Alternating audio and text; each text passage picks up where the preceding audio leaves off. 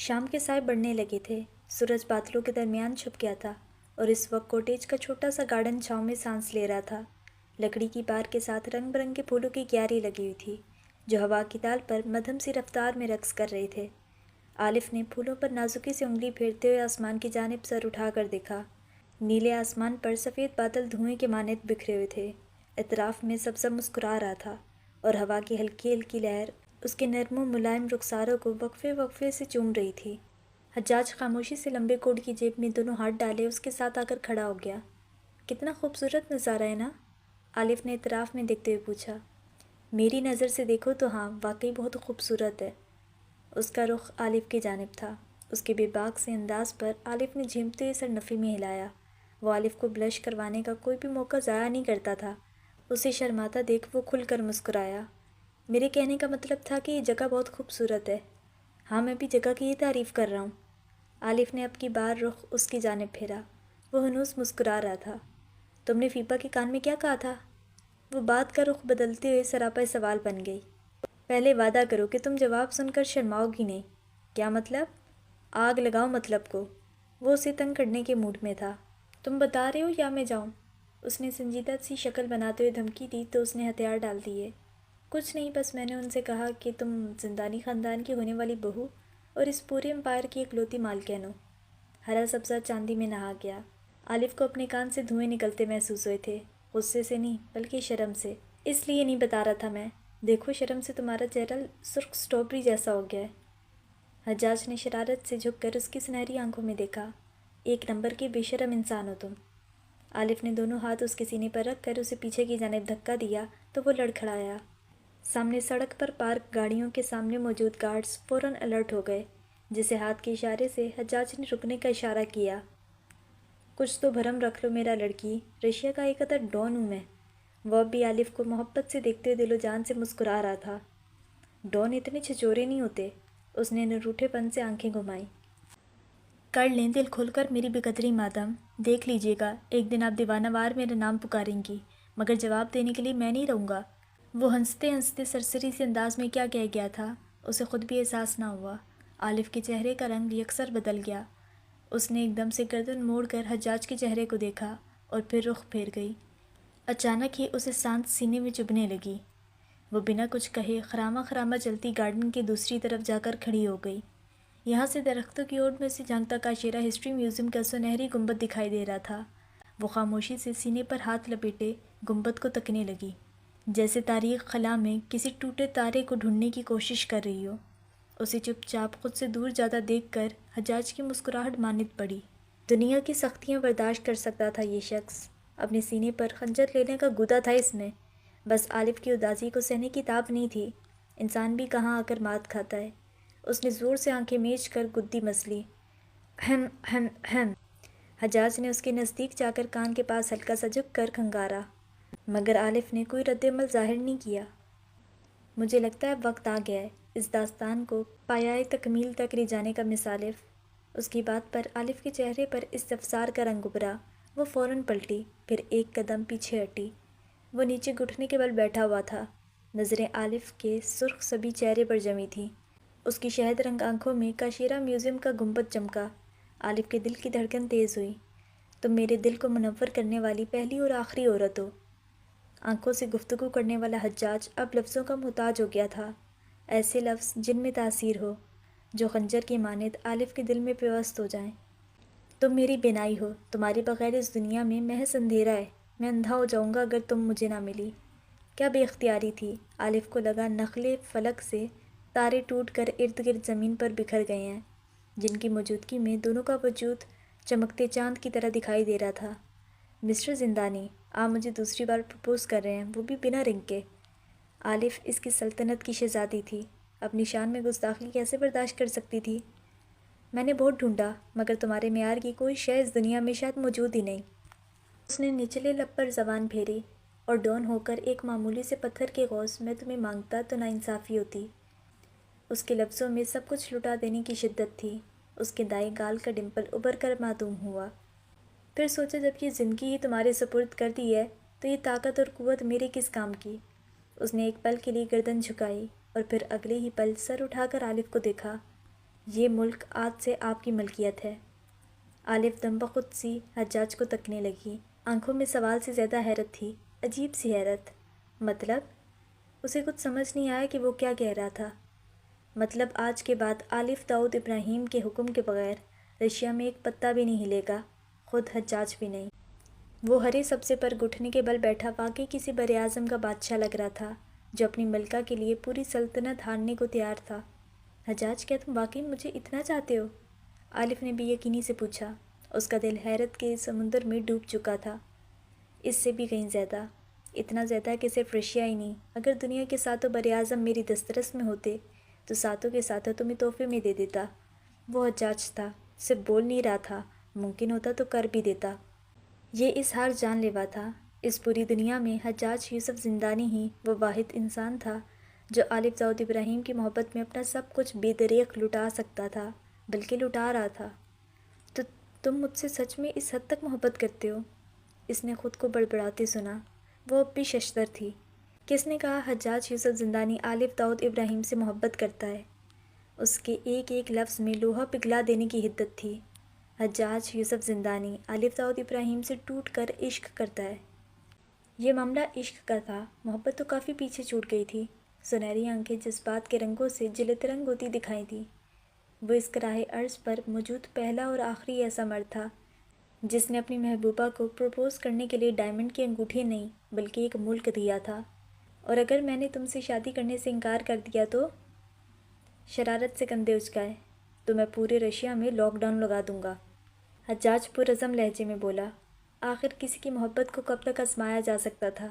ضبط کے تمام بندھن ٹوٹ گئے، کامتی پلکوں پر ٹھہرے آنسو رخسار پر چمکنے لگے۔ اس سے پہلے کہ یہ موتی زمین پر گر کر میلے ہوتے، حجاج بے ساختہ اٹھا اور ہاتھ اس کے چہرے کی جانب بڑھایا، مگر کسی احساس کے تحت اس کا ہاتھ ہوا میں ہی رک گیا۔ آلف نے استفسار سے اسے دیکھا۔ اجازت ہے؟ یہ اجازت محض آنسوؤں کو خشک کرنے کی نہیں بلکہ اپنے وجود کو ہمیشہ کے لیے مقابل کی دسترس میں دے دینے کی تھی۔ شیرا میوزیم کا گنبد ایک بار پھر سے چمکا تھا، اور آلف کی آنکھیں بھی۔ اب ان آنکھوں میں رتی برابر انکار کی گنجائش باقی نہیں تھی۔ انگلی کے پوروں پر موتی چنتے ہوئے حجاج کے ہونٹ مسکراہٹ میں ڈھلے تھے۔ آپ کچھ نہیں کہیں گی ملکہ حجاج؟ اس نے آلف کے آنسو پونچھتے ہوئے کہا۔ میں کیا کہوں؟ وہ اس حد تک مغلوب تھی کہ کچھ کہنے کی سکت باقی نہیں رہی تھی۔ وہی جو اس دن مجھے گلے لگا کر کہا تھا۔ اس کی آنکھوں میں ایک بار پھر شرارت چمکی۔ کیا کہا تھا؟ وہ جانتی تھی لیکن جان کر انجان بنتے ہوئے خجالت سے پہلو بدلا۔ یہیں کہ میں بہت اچھا ہوں، کیوٹ ہوں، ہینڈسم ہوں، یو لائک می وغیرہ وغیرہ۔ بے باکی سے اسے چھیڑتے ہوئے حجاج نے اس کی آنکھوں میں جھانکنے کی کوشش کی تھی۔ جواباً آلف نے خجالت سے ہنستے اسے پھر سے پیچھے کی جانب دھکا دیا، اور اس بار حجاج نے خود سنبھالا نہیں۔ وہ سیدھا زمین پر چت گرا تھا۔ یہ ناانصافی ہے، وہ آلف کو بھاگتا ہوا دیکھ کر زور سے بولا۔ اب عادت ڈالو مسٹر ڈان۔ وہ الٹے قدم بھاگتے ہوئے تقریباً چلائی تھی۔ ہوا مخالف سمت چل رہی تھی۔ آلف کے بال ہوا سے اڑ کر اس کے چہرے اور کندھے پر بکھر گئے، جسے اس نے بڑے ادا سے اپنے کان کے پیچھے اڑسا۔ وہ مسکرا رہی تھی، اپنی پوری دلکشی کے سنگ۔ حجاج نے مبہوت سے اسے دیکھا۔ وہ کوئی اپسرا تھی یا ساحرہ جو اس کے دل کی تسکین کا باعث بنی تھی۔ دیکھتے ہی دیکھتے وہ کوٹیج کے اندر غائب ہو گئی، اور حجاج کچھ لمحے ہرے سبزے پر لیٹا کھلے آسمان کو متشکر نگاہوں سے دیکھتا رہا۔ اگر ان بادلوں کے پیچھے دور آسمان پر واقعی کوئی تھا تو اس لمحے حجاج نے پورے صدق سے اس ذات کا شکر ادا کیا تھا۔ اعلیٰ میں گمشدہ دو تارے آج ایک دوسرے سے آ ملے تھے، اور یوں لگ رہا تھا کہ ہر شے مکمل ہو گئی ہے۔ ماسکو کے آسمان پر کھلتا سورج آج نئے پیغام کے ساتھ ابھرا تھا۔ نیا دن، نئی سازشیں، نیا چال۔ روزمرہ کی طرح بٹلر ایک ایک کر کے ناشتے کے لوازمات ٹیبل پر سجا رہا تھا، اور ہمیشہ کی طرح حجاج نکسک سا تیار سربراہی کرسی پر بیٹھا پہلے سے زیادہ خوش اور کافی صحت مند دکھائی دے رہا تھا۔ لوکا اس کے دائیں جانب ہاتھ میں آج کا اخبار لیے کھڑا تھا، اور حجاج سامنے رکھی ناشتے کی پلیٹ کو آنکھیں سکوڑ کر دیکھ رہا تھا۔ سر، ڈاکٹر ریمنڈ ڈیوس کا قتل کر دیا گیا ہے۔ اخبار کو فولڈ کرتے ہوئے لوکا نے گفتگو کا آغاز کیا۔ مجھے لگتا ہے تمہیں ریٹائر ہو جانا چاہیے، کیونکہ مافیا جاب تم سے ہینڈل نہیں ہو رہی، حجاج نے سنجیدگی سے کہا، بلکہ تانا مارا۔ آئی ایم ایکسٹریملی سوری باس۔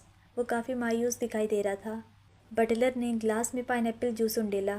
تمہیں احتیاط برتنی چاہیے تھی، یہاں دیواروں کے بھی کان ہوتے ہیں۔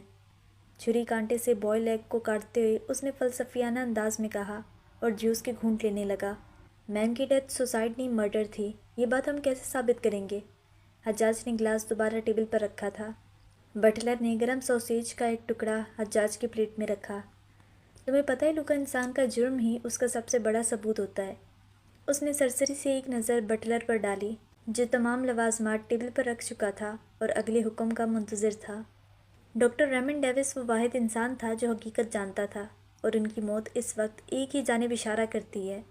لوکا کچھ دیر دم بخود سا اسے دیکھتا رہا، پھر فوراً سنبھل کر بولا، آپ بالکل ٹھیک کہہ رہے ہیں باس، مگر ہمیں یہ ثابت کرنے کے لیے کوئی ثبوت تو چاہیے ہوگا۔ حجاج نے نیپکن پہنچتے ہوئے ایک نظر پلیٹ پر ڈالی۔ سوسیج کا ٹکڑا ٹھنڈا ہو گیا تھا۔ وہ سوسائڈ نوٹ جو موم کی ڈیڈ باڈی کے پاس ملا تھا، وہ یقیناً قاتل نے ان کو مارنے کے بعد لکھا ہوگا تاکہ ان کی موت کو سوسائڈ کا روپ دے سکے۔ اس نوٹ کی ہینڈ رائٹنگ کو ہم موم کے لیٹر کی ہینڈ رائٹنگ سے میچ کریں گے لوکا، وہ تامل سے بولا۔ وہ نوٹ اس منشن میں ہی کہیں ہیں، شاید موم کے روم میں یا شاید ڈیڈ کی اسٹڈی میں۔ کرسی سے کمر ٹکائے وہ گہری سوچ میں غلطاں دکھائی دے رہا تھا۔ میں جلد از جلد اس نوٹ کو ڈھونڈنے کی کوشش کروں گا باس۔ اب کی بار وہ حجاج کو مایوس نہیں کرنا چاہتا تھا۔ حجاج نے ہاتھ کے اشارے سے بٹلر کو ڈائننگ روم سے باہر جانے کا اشارہ کیا۔ نوٹ ڈھونڈنے سے پہلے ہمیں اس شخص کو ڈھونڈنے کی ضرورت ہے جو اس گھر کی خبریں باہر پہنچا رہا ہے۔ لوکا کے چہرے کا رنگ بدلا۔ ڈاکٹر ریمنڈ ڈیوس کی اچانک موت اتفاق تو بالکل بھی نہیں تھی، جو اس بات کی جانب اشارہ کرتی تھی کہ غدار ان کے درمیان تھا۔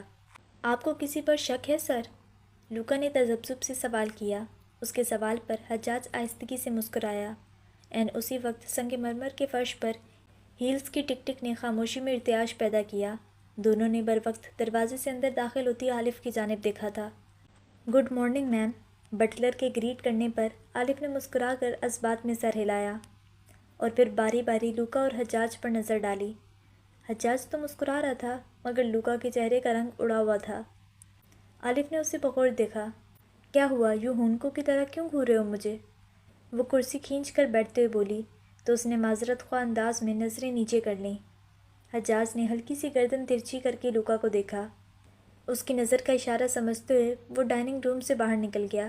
ابھی چند منٹ گزرے تھے کہ وہ ہاتھ میں ویلویٹ کا لمبا سا جیولری باکس لیے دوبارہ ڈائننگ روم میں نمودار ہوا۔ یہ چھوٹا سا تحفہ رشیا کی لیڈی ڈان کے لیے۔ حجاج نے مسکرا کر باکس عالف کی جانب بڑھایا، جسے اس نے حیرت اور پرجوشی کے ملے جلے تاثرات لیے تھام لیا، اور جیسے ہی اس نے باکس کھولا اس کی آنکھوں کی پتلیاں حیرت سے ساکن ہو گئیں۔ اندر خوبصورت سا چمکتا ہوا بریسلیٹ رکھا ہوا تھا۔ پتلی سی وائٹ گولڈ چین کے درمیان بڑا سا سنہرے رنگ کا سفائر جڑا تھا اور ارد گرد سرخ رنگ کے دو درمیانے سائز کے روبی لگے تھے۔ عالف نے ستائشی انداز میں باری باری ایک قطار میں لگے تینوں پتھر پر انگوٹھا پھیرا۔ وزن میں یہ بریسلیٹ عام بریسلیٹس کے مقابلے میں کافی بھاری تھا، اور وجہ ان پر لگے وہ 3 بھاری اور بے حد قیمتی پتھر تھے۔ چمکتے پتھروں کو دیکھ کر پیچھے کھڑے لوکا کا منہ حیرانی سے کھل گیا۔ یہ بریسلیٹ کتنا قیمتی اور خوبصورت ہے۔ نہیں، تم قیمتی اور خوبصورت ہو، اس نے فوراً تصحیح کی۔ عالف نے خوشی سے ہنستے ہوئے حجاج کی جانب دیکھا تھا۔ وہ کچھ کہنا چاہتی تھی مگر ہر بار جذبات گھیرا اتنا تنگ کر دیتے تھے کہ الفاظ اس کے لبوں پر آنے سے پہلے ہی ٹوٹ جاتے تھے۔ حجاج نے اس کی آنکھوں میں ابھرتی نمی کو دیکھا، محبت سے اسے ٹوکا۔ یہ بریسلیٹ تب تک قیمتی ہے جب تک یہ تمہاری کلائی میں ہے۔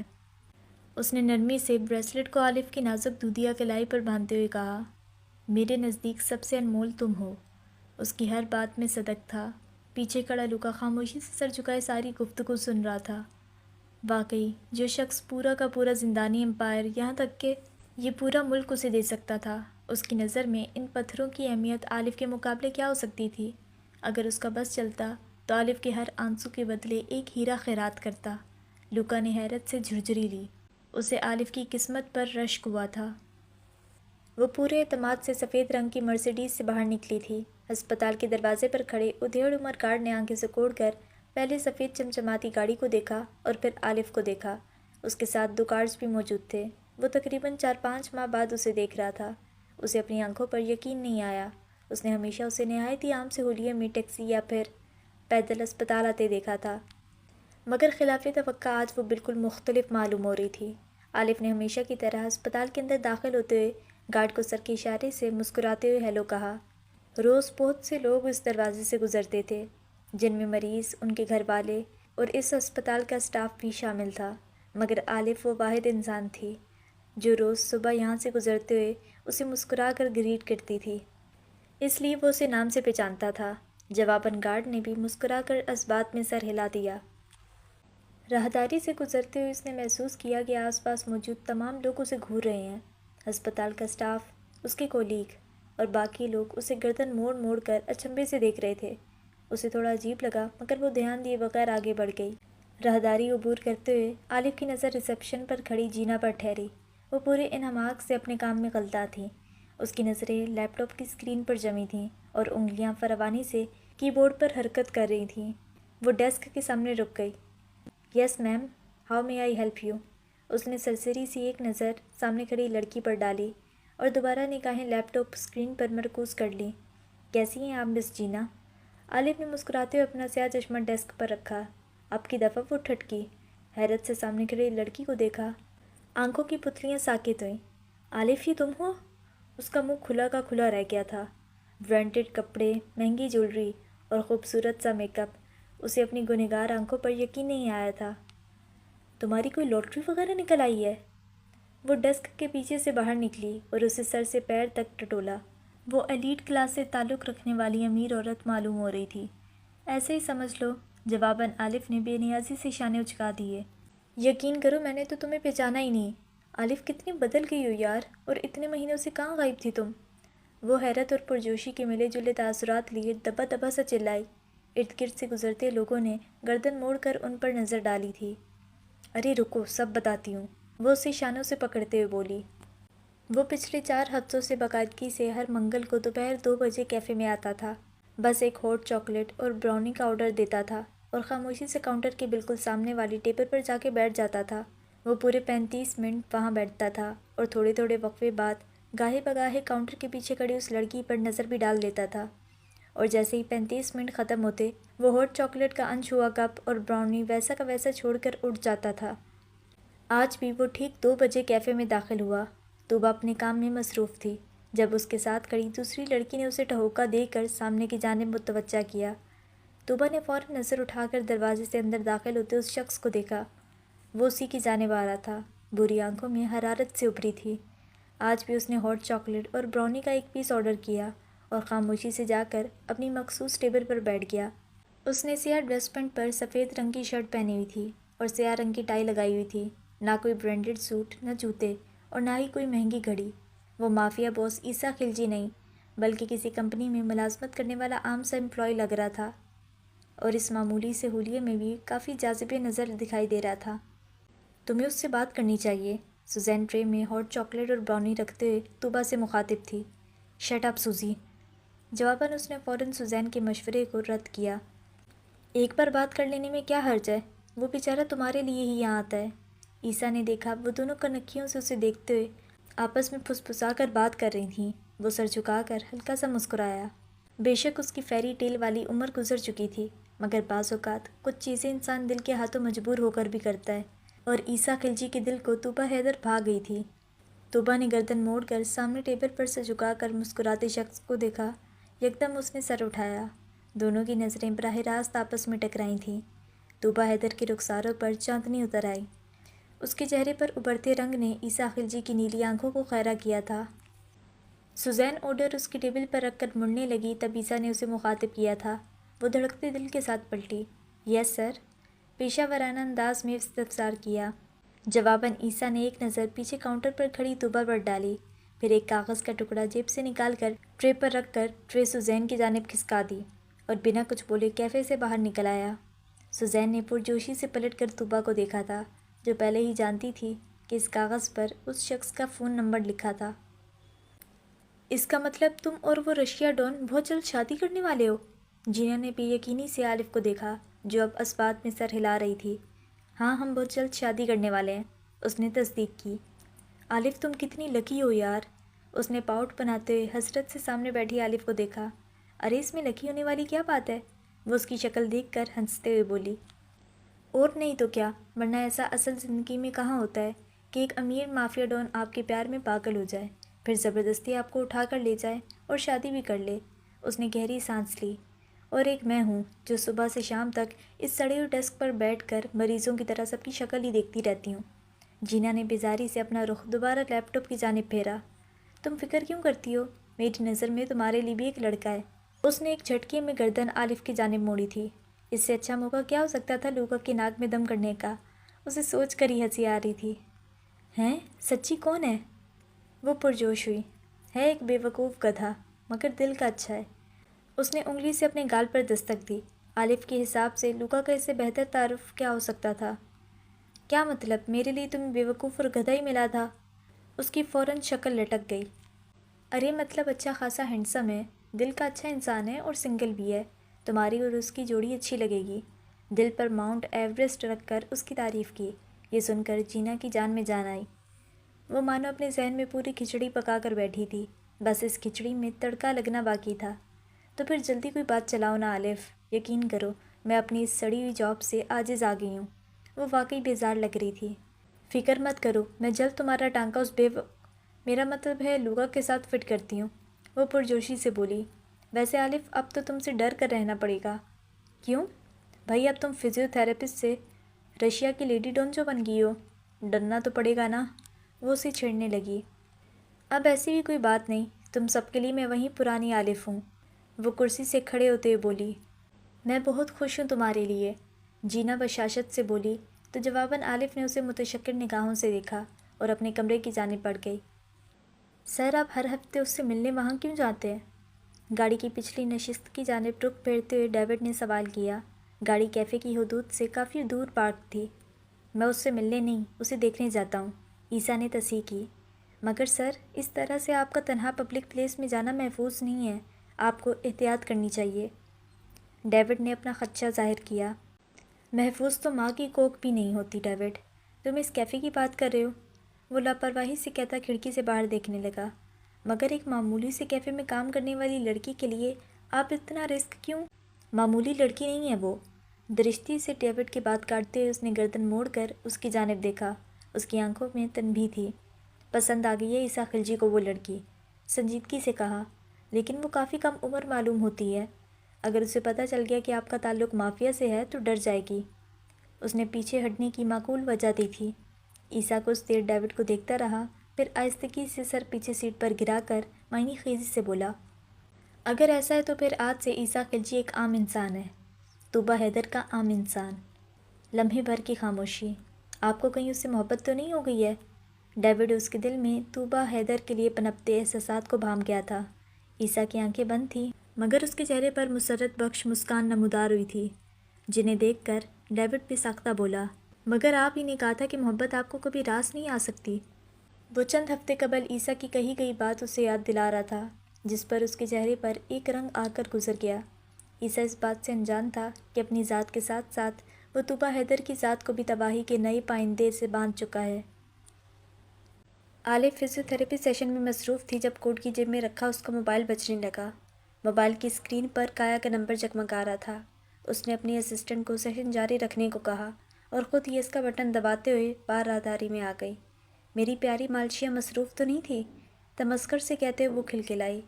برائے مہربانی ذرا احتیاط برتیے، کیونکہ آپ کسی عام انسان سے نہیں بلکہ رشیا کی لیڈی ڈون سے گفتگو کر رہی ہیں۔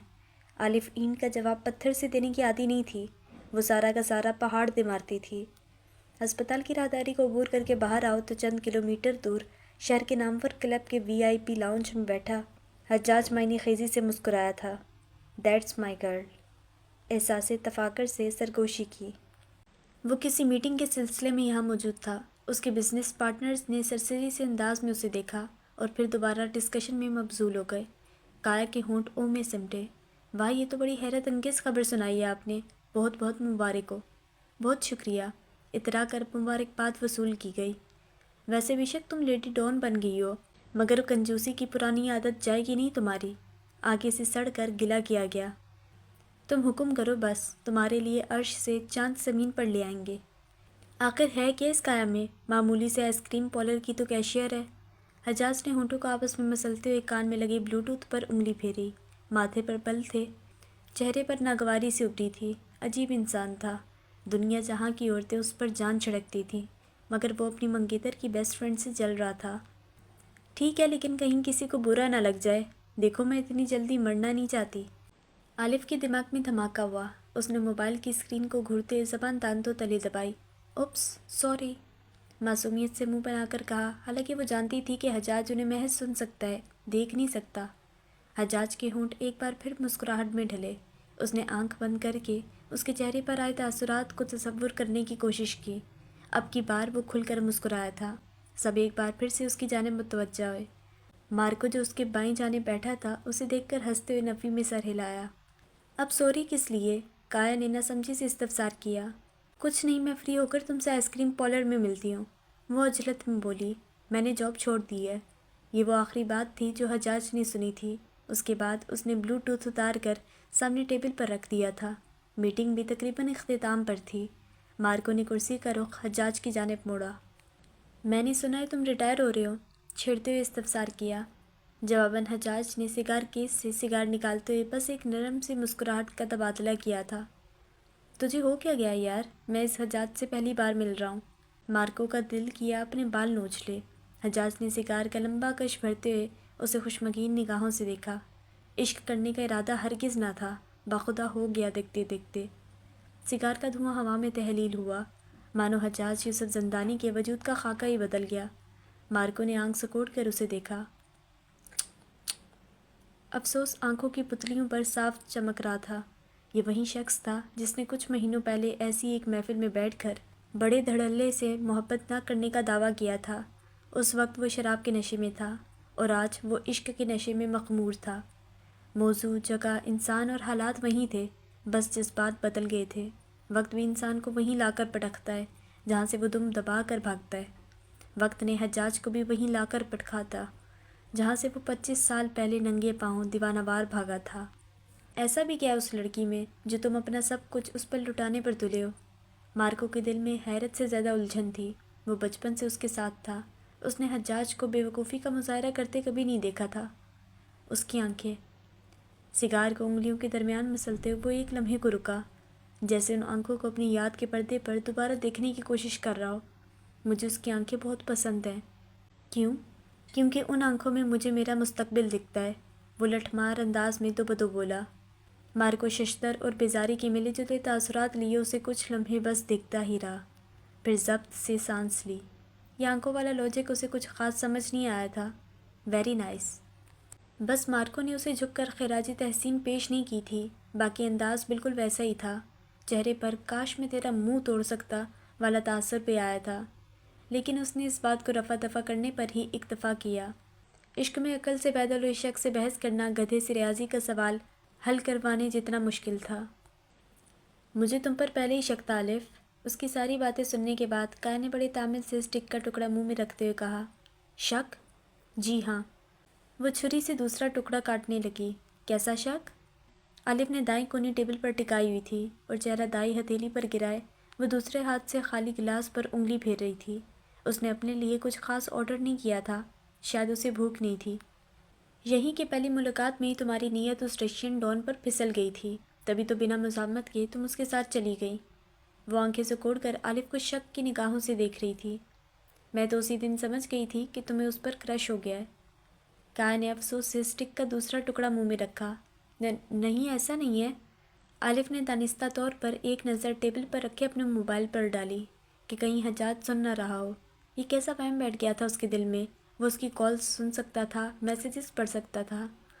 الف نے اطمینان بھری سانس پھیپھڑوں میں اتاری۔ اب وہ موبائل اسکرین سے منہ تھوڑی نہ باہر نکال لیتا۔ اسے اپنے خیال پر ہنسی آئی۔ دیکھا تم ہنس رہی ہو، مطلب میرا شک بالکل درست تھا۔ اس نے فوراً ٹوکا۔ کایا تمہارا دماغ چل گیا ہے۔ اس نے لاپرواہی سے سر جھٹکتے ہوئے بٹن دبا کر اسکرین روشن کی۔ دراصل دماغ تو اس کا چل گیا تھا۔ یہ بار بار موبائل کی جانب کیوں دیکھ رہی ہو؟ کیا کسی کی کال کا انتظار ہے تمہیں؟ کایا نے استفسار کیا۔ ہاں، حجاج کی کال کا۔ اب وہ اسے کیا بتاتی کہ حجاج نے اس کا فون ٹیپنگ پر لگایا ہوا تھا اور ان دونوں کی باتیں بھی سن سکتا تھا۔ عین اسی وقت الف کا موبائل بجا۔ دونوں نے بر وقت ایک دوسرے کو دیکھا۔ حجاج اس سے کال کر رہا تھا۔ الف نے بے یقینی سے موبائل اسکرین کو دیکھا۔ واہ، کتنی لمبی عمر ہے تمہارے ہینڈسم گینگسٹر کی۔ کایا نے لقمہ دیا۔ الف نے موبائل کان سے لگاتے ہوئے اعتراف میں طائرانہ نظر ڈالی۔ کہیں وہ آس پاس تو نہیں تھا؟ Hello heart beat. اس کی آواز سماعتوں پر پڑتے ہی اس کے چہرے پر معنی خیز سی مسکراہٹ بکھر گئی۔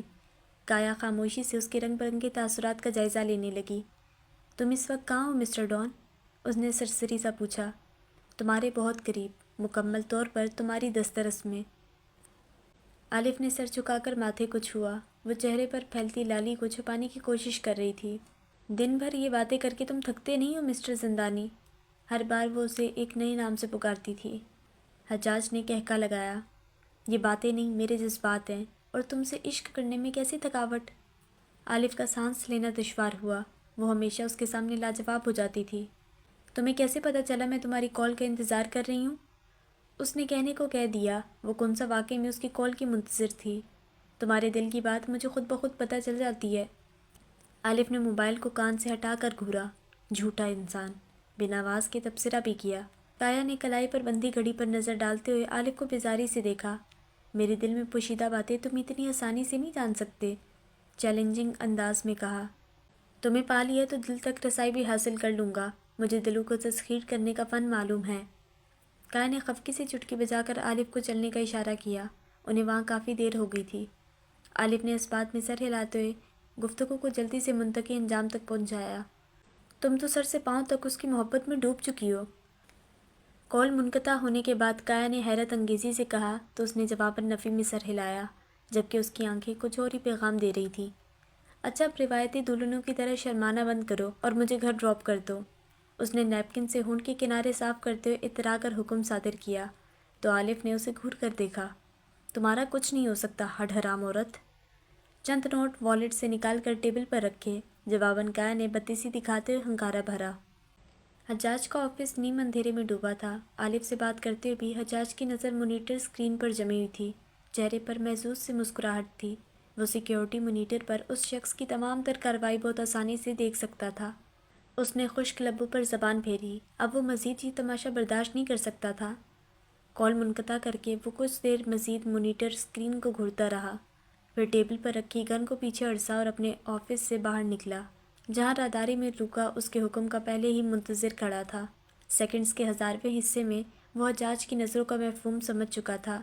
اس کے چہرے پر ایک رنگ آ کر گزر گیا۔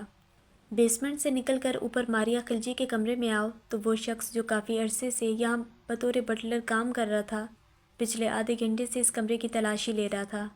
شاید وہ کچھ ڈھونڈنے کی کوشش کر رہا تھا۔ وارڈروب کا جائزہ لینے کے بعد اس نے دوسری وارڈروب کا پٹ کھولا ہی تھا جب اس کی سماعتوں میں کمرے کا دروازہ کھلنے کی آواز آئی۔ اس نے ٹھٹک کر جیب میں ہاتھ ڈالا اور خاموشی سے اپنا موبائل نکالا اور باہر پورچ کی لائیو فوٹیج دیکھی۔ وہاں حجاج کی گاڑی موجود نہیں تھی۔ اس کے ماتھے پر بل پڑے تھے۔ وہ شخص اس بات سے انجان تھا کہ مینشن میں داخل ہونے کا ایک خفیہ راستہ مینشن کی بیسمنٹ میں موجود تھا، جہاں ایک بھی CCTV کیمرہ نہیں تھا۔ اس کے ماتھے پر پسینے کے قطرے نمودار ہوئے۔ وہ نظریں دروازے پر ٹکائے بیٹھا تھا جبکہ اس کی موت کا فرشتہ زمین سے 10 فٹ نیچے بیسمنٹ میں اس کا منتظر تھا۔ عموماً فرشتے آسمان پر نظر آتے ہیں، مگر یہ حجاج تھا۔ کمرے کے فرش پر جوتوں کی چاپ کلوزٹ روم کی جانب بڑھتی ہوئی سنائی دے رہی تھی۔ وارڈروب کا پٹ احتیاط سے مقفل کرتے ہوئے اس نے پیچھے ارسی ہوئی گن نکالی۔ انسان کا گناہ ہی اس کا سب سے بڑا ثبوت ہوتا ہے۔ وہ آواز حجاج کی تھی۔ اس نے اونچی آواز میں کہا، اور کلوزٹ کے اندر موجود اس شخص کے چھکے چھوٹ گئے۔ وہ گھر کب آیا تھا؟ اسے پتہ کیسے نہیں چلا؟ اس نے تھوک نکلا۔ واک-ان کلوزٹ کے دروازے کا ہینڈل آہستگی سے نیچے ہوا۔ اس کی نظر دروازے پر ہی مرکوز تھی۔ گرفت بندوق پر مزید مضبوط ہوئی۔ دروازہ بنا کسی شور کے کھلتا گیا۔ عیسیٰ نے اپنی سرپرستی میں اتنے بے وقوف لوگ رکھے ہوئے ہیں، مجھے اندازہ نہیں تھا۔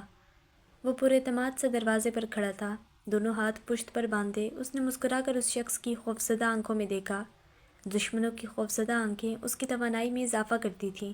اس کی مسکراہٹ مزید گہری ہوئی تھی۔ مقابل نے ہڑبڑا کر ٹریگر دبا دیا، لیکن گولی نہیں چلی۔ حجاج نے افسوس سے سر جھٹکا۔ تمہیں کیا لگتا ہے حجاج نے کچی گولیاں کھیلی ہیں؟ یہ سوال نہیں تھا، اعلان تھا۔ اگر میں اپنی چھٹی اس کی نہ سنتا تو شاید کبھی جان بھی نہیں پاتا کہ دشمن میری ناک کے نیچے میرے گھر تک گھس آئے ہیں۔ اس نے نرمی سے اس شخص کے کانپتے ہوئے ہاتھوں سے گن لی، جس پر مقابل نے کوئی مزاحمت نہیں کی۔ حجاج کے خوف سے اس شخص کے پورے وجود پر کپ کپی طاری ہو گئی تھی۔ اسے موت کے فرشتے اپنے سر پر منڈلاتے محسوس ہوئے۔ مجھے عیسیٰ خلجی نے آپ پر نظر رکھنے کے لیے بھیجا تھا سر، پلیز میری کوئی غلطی نہیں۔ موت کے ڈر سے اس کی زبان تھر تھر کانپ رہی تھی۔ خاموشی میں حجاج کا بلند پاک کہکا گونجا، تم پر شک تو مجھے بہت پہلے ہی ہو گیا تھا، لیکن اس سوسیج کے ٹکڑے نے میرے شک کو یقین میں بدل دیا۔ حجاج کا چہرہ لہو چھلکانے لگا۔ تم ہماری باتوں میں اتنا کھو گئے تھے کہ تم یہ بھول گئے کہ میں سوسیج نہیں کھاتا۔ وہ رکا، بے وقوف، سرد سی سرگوشی میں کہا۔ بٹلر کا وجود ساکت ہوا۔ حجاج نے بالکل درست کہا تھا، انسان کا گناہ ہی اس کا سب سے بڑا ثبوت ہوتا ہے، جس کو چھپانے کی کوشش میں وہ مزید غلطیاں کرتا ہے۔ سر پلیز، میرا کوئی قصور نہیں، پلیز سر۔ ان آہوں میں پچھتاوا تھا، لیکن سننے والے کی سماعتیں بحری ہو گئی تھیں۔ ویلکم ٹو مائی ہیل، سرد مہری سے اس شخص کے کانوں میں سرگوشی کی تھی۔ وہ دوستوں کے ساتھ اچھا تھا، مگر دشمنوں کے ساتھ بے حد خوفناک، بے رحم اور دل دہلا دینے والا۔ حجاج کے گارڈز اس شخص کو پکڑ کر نیچے بیسمنٹ میں بنے ٹارچر روم میں لے گئے تھے، جہاں انسان کو اذیت پہنچانے کا ساز و سامان موجود تھا۔ وہ کمرہ محض کمرہ نہیں تھا، حجاج کی دوزخ تھی، جہاں لمحہ در لمحہ تکلیف بڑھتی تھی اور خون رستا رہتا تھا۔ سگار سلگاتے ہوئے وہ ماریا خلجی کے کمرے سے باہر نکلا۔ لوکا بھی اس کی تقلید کرتا کمرے سے باہر آیا تھا۔ ریلنگ کے سامنے کھڑے وہ چھت سے لٹکے فانوس کو غور سے دیکھنے لگا۔ اس کے دماغ میں خیالوں کا جمع غفیر لگا ہوا تھا۔ حجاج کو اس بات کا بخوبی اندازہ تھا کہ عیسیٰ خلجی خاموش بیٹھنے والوں میں سے ہرگز نہیں ہے۔ کہیں نہ کہیں سے وہ اس پر وار ضرور کرے گا، اور ذہنی طور پر وہ اس وار کے لیے تیار تھا۔ جس روز حجاج ڈسچارج ہو کر ہاسپٹل سے گھر واپس آیا، اسے اپنے ارد گرد ایک عجیب تبدیلی سی محسوس ہوئی تھی۔ وہ اس گھر کے کونے کونے سے واقف تھا۔ اگر ایک پتا بھی اپنی جگہ بدلتا تو حجاج کو معلوم ہو جاتا۔ اسے لگا شاید یہ اس کا وہم ہے، لیکن اس کی چھٹی حس مسلسل اس کے ذہن کو جھنجھوڑ رہی تھی۔ اس روز جب حجاج نے لوکا سے باہر گارڈن میں ماریا خلجی کے قاتل کا ذکر دوبارہ کیا، تو اس لمحے خیر دانستہ طور پر حجاج کی نظر جوس سرو کرتے بٹلر کے چہرے پر پڑی تھی۔ اس کا مکمل دھیان ان دونوں کی باتوں پر تھا۔ اس کے بعد جب اس نے لوکا سے اس بٹلر کے بارے میں معلومات لی تو اسے پتہ چلا کہ عثمان خلجی کے قتل کے تقریباً 1 مہینے بعد ہی وہ شخص بطور بٹلر یہاں نوکری پر آیا تھا۔ اس کا مطلب عیسیٰ نے اسے حجاج پر نظر رکھنے کے لیے یہاں بھیجا تھا۔ حجاج نے کوئی رد عمل ظاہر کرنے کے بجائے خاموشی اختیار کی، تاکہ وہ مقابل کے اگلے اقدام کے بارے میں جان سکے۔ ڈاکٹر ریمنڈ ڈیوس کی موت نے ایک لمحے میں اس کی آنکھوں کے سامنے ساری کہانی کو کھول کر شطرنج کی بساط کی طرح بچھا دیا تھا، کیونکہ ڈاکٹر ریمنڈ ڈیوس وہ واحد انسان تھا جو جانتا تھا کہ ماریا خلجی کی موت خودکشی تھی یا پھر قتل۔ اس سے پہلے کہ حجاج ان تک پہنچتا، عیسیٰ نے خود اسے راستے سے ہٹا دیا تھا۔ مگر کیوں؟ یہ وہ سوال تھا جس میں بہت سے جوابات پوشیدہ تھے۔ حجاج کا ذہن تانے بانے بننے لگا۔ اس نقطے پر بہت سی باتیں اس کو صاف صاف سمجھ آنے لگی تھیں، لیکن اس کے دل کی تسکین کے لیے اتنا کافی نہیں تھا، یا شاید اس کا ذہن یہ بات قبول نہیں کرنا چاہتا تھا کہ اس کی ماں کو مارنے والے کوئی اور نہیں، ان کے اپنے تھے، جو ان سے محبت کا دعویٰ کرتے تھے۔ اس دن حجاج نے ڈائننگ روم میں جان بوجھ کر ریمنڈ ڈیوس کے مرڈر اور اس سوسائڈ نوٹ کا ذکر کیا تھا۔ بظاہر وہ لوکا سے بات کر رہا تھا، لیکن اس کا پورا دھیان بٹلر پر تھا۔ حجاج کو معلوم تھا کہ اس کی غیر موجودگی میں وہ ضرور خط ڈھونڈنے کی کوشش کرے گا، اور اس کا تیر بالکل نشانے پر لگا تھا۔ کبھی کبھی مالک کو خوش کرنے کی کوشش میں خادم کوئی نہ کوئی چوک کر بیٹھتا ہے۔ یہاں بھی کچھ ایسا ہی ہوا تھا۔ مجھے پہلے ہی شک تھا کہ گزشتہ مہینوں میں جو کچھ بھی ہوا، ان سب واقعات کے پیچھے عیسیٰ کا ہاتھ ہے۔ لوکا کی بات پر حجاج نے سگار کا لمبا سا کش لیا۔ ایسا ممکن ہی نہیں کہ عیسیٰ کسی کو مارنے کی کوشش کرے اور اس کی کوشش ناکام جائے۔ وہ بے حد اطمینان سے پلٹا تھا۔ اس کا نشانہ کبھی نہیں چکتا۔ تم اسے وار کرنے سے روک تو سکتے ہو، مگر اس کے وار سے بچ نہیں سکتے۔ حجاج کے چہرے پر حیرت کا شعبہ تک نہیں تھا، بلکہ اس کی آنکھوں میں تفاخر کی چمک تھی۔ آپ عیسیٰ خلجی کی حمایت کر رہے ہیں، یہ جانتے ہوئے بھی کہ وہ آپ کا حریف ہے؟ اس کے چہرے کے نقوش تن گئے۔ میرے بہت سے حریف ہیں، مگر ان میں وہ بات نہیں جو عیسیٰ میں ہے۔ وہ میرا پسندیدہ دشمن ہے، کیونکہ صرف اسی میں مجھے ہرانے کا پوٹینشیل ہے۔ لوکا نے اچنبھے سے اسے دیکھا۔ اس کے چہرے پر شدید حیرت اور بے یقینی تھی۔ اس نے اب تک کی زندگی میں حجاج جیسا نرالا شخص پہلے کبھی نہیں دیکھا تھا، جو بے دھڑک اپنے دشمن کی تعریف کر رہا تھا۔ وہ کچھ دیر خاموشی سے سگار سلگاتا رہا، پھر بڑے اطمینان سے بولا، ہمارے درمیان کوئی تیسرا شخص ہے لوکا؟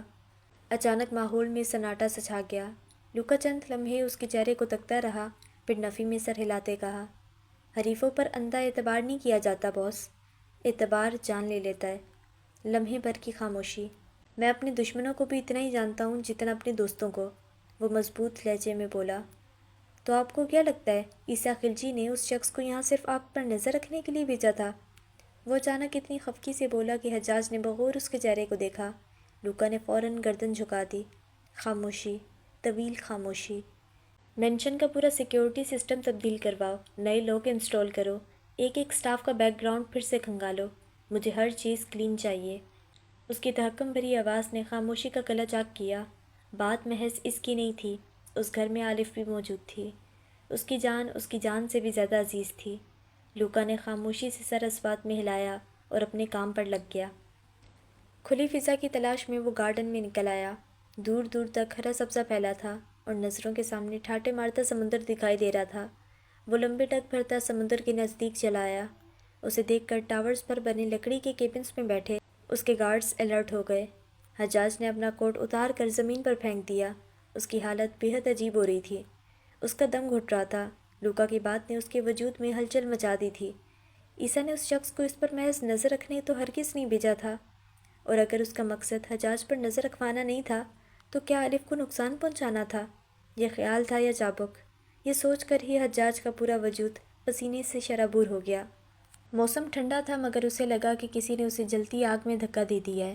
وہ ڈرتا نہیں تھا مگر زندگی میں پہلی بار ایسا ہوا تھا کہ اسے ڈر لگ رہا تھا۔ الف سے بچھڑ جانے کا ڈر اس کے روم میں سنسنی پیدا کر رہا تھا۔ وہ خلجی تھا، بدلے کے لیے کسی بھی حد تک جا سکتا تھا۔ جب اس کے باپ نے اپنی سگی بہن کو نہیں بخشا تو وہ الف کو کیسے بخش سکتا تھا؟ کچھ عرصے پہلے جب ڈینی خلجی رشیا سے انگلینڈ جا رہے تھے تو ان کا پرائیویٹ جیٹ کریش ہونے کی وجہ سے ان کی موت واقع ہو گئی تھی۔ حجاج کو وہ دن آج بھی اچھے سے یاد تھا جب اسے ڈینی انکل کی ڈیتھ کی خبر ملی تھی۔ اس رات وہ ایک لمحے کے لیے بھی سو نہیں سکا تھا۔ حجاج کو ان سے انسیت تھی، حالانکہ اسے بدلے میں ان سے اتنی محبت کبھی نہیں ملی جتنی وہ عیسیٰ اور عثمان سے کرتے تھے، مگر پھر بھی وہ ان کے لیے اپنے دل میں احترام محسوس کرتا تھا۔ شاید اس لیے کہ کبھی کسی زمانے میں وہ ماریہ خلجی کے بہت قریب ہوا کرتے تھے۔ ماریہ خلجی اکثر اسے اپنے اور ڈینی کے بچپن کے قصے سنایا کرتی تھیں۔ اس کی زندگی کے 11 سال ماریہ خلجی کی آغوش میں ان کے قصے سنتے ہوئے گزرے تھے۔ ان کے بقول ڈینی بہت مزیدار اور پیار کرنے والا شخص تھا، مگر حجاج نے انہیں ہمیشہ بالکل برعکس ہی دیکھا تھا۔ ایسا بھی کیا ہو جاتا ہے جو اپنوں کے دل اپنوں کے لیے ہی سیاہ ہو جاتے ہیں، جیسے ڈینی خلجی کا ہو گیا تھا۔ سمندر کی لہروں کا دم توڑتا شور اور حجاج کے اندر اڑتے ولولے نے اس کا بھٹکا ہوا ذہن ماضی کی ایک تاریک یاد کی جانب موڑ دیا۔ خزاں کا موسم تھا۔ حجاج کو اچھے سے یاد تھا کہ وہ ماریہ خلجی کے ساتھ اپنے نانا کے گھر میں موجود تھا۔ وہ ویکینڈز اکثر خلجی مینشن میں گزارا کرتے تھے۔ شام کا وقت تھا۔ ہمیشہ کی طرح حجاج اور عیسیٰ آپس میں چھپن چھپائی کا کھیل کھیل رہے تھے۔ عیسیٰ اسے نیچے ٹی وی لاؤنج میں ڈھونڈ رہا تھا مگر وہ اوپر ڈینی خلجی کی الماری میں چھپ کر بیٹھا تھا۔ حجاج تم کہاں چھپ کر بیٹھے ہو؟ باہر راداری میں عیسیٰ کی آواز ابھری تھی۔ اس نے اپنی ہنسی دبانے کے لیے منہ پر زور سے ہاتھ رکھا۔ وہ ہر ہفتے ویکینڈز کا بے صبری سے انتظار کرتا تھا کیونکہ عیسیٰ کے ساتھ کھیلنا اسے بہت پسند تھا۔ ابھی چند سیکنڈز گزرے ہی تھے کہ عیسیٰ نے کمرے کا دروازہ کھول کر ہلکا سا اندر جھانکا۔ حجاج اسے یہاں بھی نظر نہیں آیا۔ باتھ روم میں ڈھونڈنے کے بعد اس نے بیڈ کی جانب رخ کیا۔ وہ گھٹنوں کے بل بیٹھا بیڈ کے نیچے جھانک رہا تھا جب اپنے پیچھے اسے کسی کی موجودگی کا احساس ہوا۔ عیسیٰ تم یہاں کیا کر رہے ہو؟ کمرے میں ایک بھاری مردانہ آواز ابھری۔ حجاج ایک لمحے میں پہچان گیا کہ وہ آواز کس کی تھی۔ ڈیڈ میں حجاج کو ڈھونڈ رہا تھا، پتہ نہیں کہاں جا کر چھپ گیا، اس نے جواباً آہستگی سے بتایا۔ تمہیں کتنی دفعہ کہا ہے اس کے ساتھ مت کھیلا کرو۔ پر ڈیڈ وہ میرا بھائی۔ اس کا جملہ مکمل بھی نہیں ہوا تھا جب ڈینی خلجی اس پر پھنکارے تھے۔ بھائی نہیں ہے وہ تمہارا۔ ان کی کڑکدار آواز سن کر الماری میں چھپ کر بیٹھے حجاج کی معصوم آنکھوں میں خوف سا ابھرا۔ صرف عثمان تمہارا بھائی ہے، سمجھے؟ مگر ڈیڈ ماریا آنٹی کہتی ہیں ہم دونوں بھائی بھائی ہیں۔ عیسیٰ نے وضاحت دینا چاہی۔ غلط کہتی ہیں وہ بپھر کر بولے۔ جس خون میں ملاوٹ ہو جائے وہ خون بیکار ہو جاتا ہے۔ یہ سن کر حجاج کا دل عجیب ہوا۔ اس کا بچہ دماغ اس بات کو ٹھیک سے پروسیس نہیں کر پایا۔ حجاج اور تم کبھی بھائی نہیں ہو سکتے، سمجھ گئے؟ کبھی بھی نہیں۔ جب تک میں زندہ ہوں ایسا کبھی نہیں ہوگا۔ ڈینی نے غصے سے عیسیٰ کا بازو پکڑ کر جھنجھوڑا تھا۔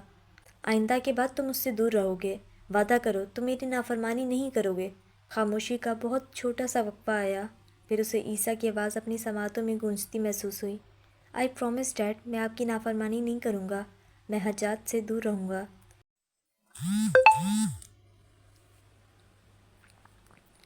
نفرت جان لیوا وبا جیسی ہوتی ہے جو پہلے دل اور پھر دماغ کو مفلوج کرتی ہے۔